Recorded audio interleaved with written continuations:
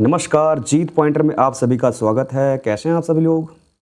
देखिए, घटना चक्र के पूर्व अवलोकन की सीरीज़ में हमने ज्योग्राफी सब्जेक्ट शुरू किया है और इसमें जो है भारत के भूगोल को हमने देखा है। ठीक है? भारत के जो भी विस्तार है, भौगोलिक विस्तार है, उसके बारे में जो है चैप्टर देख रहे हैं।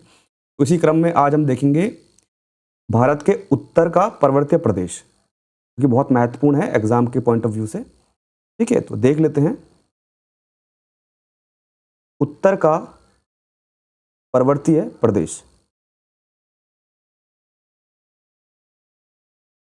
देखिए, भारत की उत्तरी सीमा पर विस्तृत हिमालय भूगर्भीय रूप से युवा एवं बनावट के दृष्टिकोण से नवीन वलित पर्वत है। इस बात का बहुत ध्यान रखेंगे। जो हिमालय है उत्तर की सीमा में जो भारत के, वो कैसा है? युवा है और नवीन वलित पर्वत है। आगे देखेंगे, ये पर्वत श्रृंखलाएं पश्चिम पूर्व दिशा में सिंधु से लेकर ब्रह्मपुत्र तक फैली हैं। ठीक है? जो हिमालय की पर्वत श्रृंखलाएं हैं, ये पश्चिम से पूर्व दिशा में सिंधु से लेकर ब्रह्मपुत्र तक फैली हैं। देखिए, दिखा देता हूं मैं आपको। इस तरीके से जो है फैली है अर्क की शेप में। ठीक है? तो पश्चिम से पूर्व की दिशा में फैली है। कौन सी नदी से लेकर? सिंधु नदी से लेकर पूर्व में जो नदी बहती है ब्रह्मपुत्र तक, जो है ब्रह्मपुत्र तक ये पर्वत श्रृंखलाएं फैली हुई हैं। ठीक है? आगे देख लेते हैं। हिमालय विश्व की सबसे ऊंची पर्वत श्रेणी है। हिमालय लगभग 2500 किलोमीटर की लंबाई और इसकी जो औसत चौड़ाई है वो 240 किलोमीटर की है, में फैलकर अर्धवृत्त का निर्माण करते हैं, यानी अर्धवृत्त के रूप में है। इसकी चौड़ाई कश्मीर में, देखो कश्मीर में 400 किलोमीटर है और अरुणाचल प्रदेश में 150 किलोमीटर है, यानी कि इसकी चौड़ाई कश्मीर में ज़्यादा है और अरुणाचल प्रदेश में कम है, 150 किलोमीटर है लगभग। आगे देखेंगे, भारत के जो प्रमुख हिमालय राज्य हैं, केंद्र शासित प्रदेश हैं, उनमें जम्मू एंड कश्मीर आ गया, क्योंकि अभी केंद्र शासित प्रदेश बन चुके हैं। लद्दाख, हिमाचल प्रदेश, उत्तराखंड, सिक्किम, अरुणाचल प्रदेश, मेघालय, नागालैंड, मणिपुर, मिजोरम और त्रिपुरा हैं। इनके अलावा असम और पश्चिम बंगाल की पहाड़ी क्षेत्र भी इसके अंतर्गत आते हैं। हिमालय के पश्चिमी भाग की अपेक्षा इसका जो पूर्वी भाग है उसमें ऊंचाई में अधिक विविधता पाई जाती है, यानी कि पश्चिमी भाग में जो है ऊंचाई में विविधता कम है और पूर्वी भाग में ऊंचाई में विविधता ज़्यादा है, यानी कहीं पे ज़्यादा ऊंचा है, कहीं पे कम है। हिमालय के निर्माण को की आयु के आधार एवं वलयों की तीव्रता के आधार पर इसको 4 समांतर संरचनात्मक क्षेत्रों में बांटा जा सकता है। ये बहुत महत्वपूर्ण है, तो समझेंगे। देखिए, इस प्रकार से जो है बांटा गया है 4 समानांतर श्रेणियों में। देखिए, जो ऊपर वाला भाग है उत्तर का, दक्षिण से अगर आप उत्तर की तरफ जाएंगे, ठीक है, तो ये है ट्रांस हिमालय, तो बोलते हैं ट्रांस हिमालय।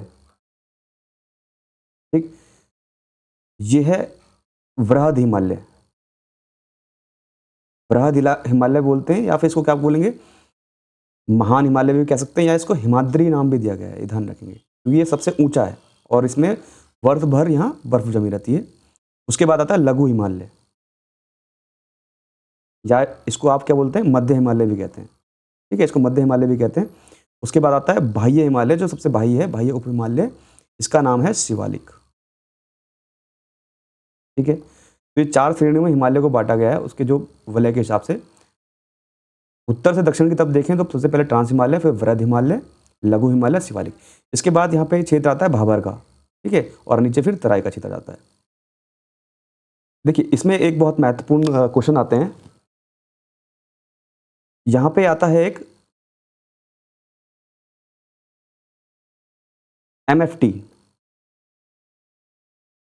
MFT यानी मेन फ्रंटल थ्रस्ट। फिर आता है MBT,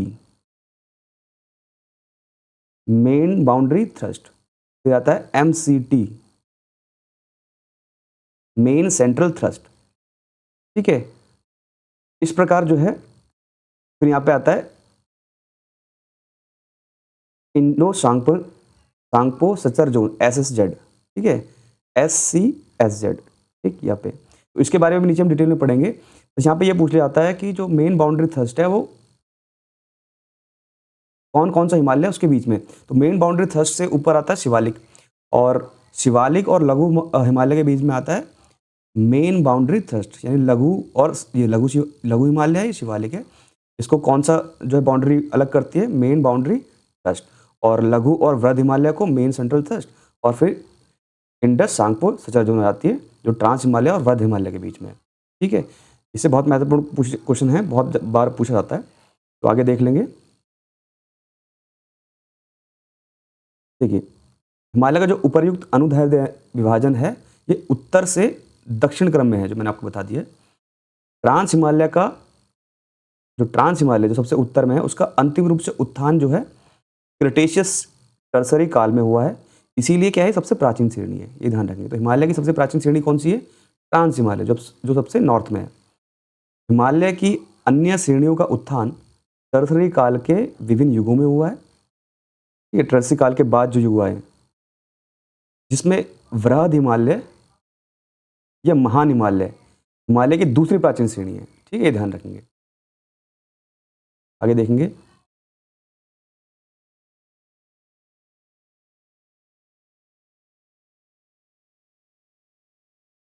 देखिए, जो वृहद हिमालय या महान हिमालय उसका उसका जो निर्माण हुआ है ओलिगोसीन युग में हुआ है, बहुत महत्वपूर्ण है। वृहद या महान हिमालय जिसे आप हिमाद्री भी कहते हैं, उसका जो निर्माण हुआ है ओलिगोशीन युग में हुआ है। उसके पश्चात आता है लघु हिमालय या मध्य हिमालय, ठीक है, ये मध्य मायोसीन युग में हुआ है इसका निर्माण। और उसके बाद आता है शिवालिक जो सबसे दक्षिण में है, ये नवीनतम श्रेणी है, ठीक है, ध्यान रखेंगे, और ये प्लायोसीन युग में हुई है। हिमालय की जो सबसे प्राचीनतम श्रेणी है वो है ट्रांस हिमालय, और जो सबसे नवीनतम श्रेणी है वो कौन सी है, शिवालिक, जिसका निर्माण कौन से युग में हुआ है, प्लायोसीन युग में हुआ है, भी ध्यान रखेंगे। हिमालय के उत्तरी भाग में स्थित श्रृंखला को महान या आंतरिक हिमालय हिमाद्री कहते हैं। जो वृहद हिमालय जो सबसे ऊंचा है उसको हिमाद्री भी कहते हैं या महान हिमालय भी कहते हैं।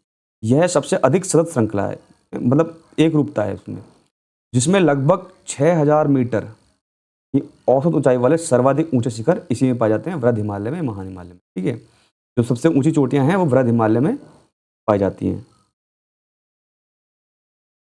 ये इसमें क्लियर नहीं आ रहा है, बाटा मैं आपको इसको फिगर से दिखा दूंगा।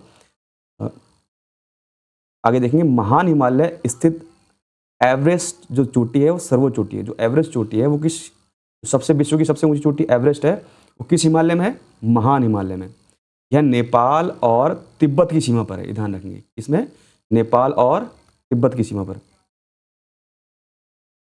देखिए, कंचनजंगा, जो कंचनजंगा है हिमालय पर्वत श्रृंखला में स्थित विश्व की तीसरी सबसे ऊंची चोटी है, ठीक है। विश्व की तीसरी सबसे ऊंची चोटी भी जो है कंचनजंगा जो है वो महान हिमालय में है।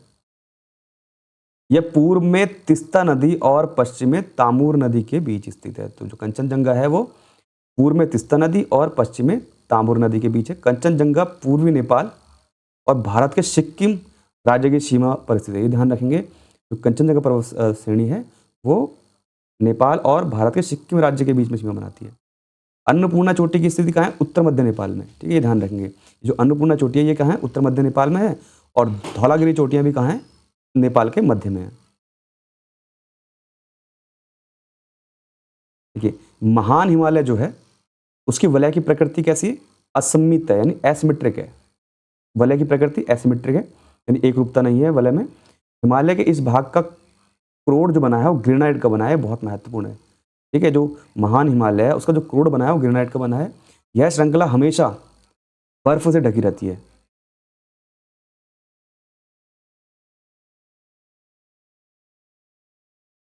मुझे लग रहा है सूर्य नहीं किया मैंने।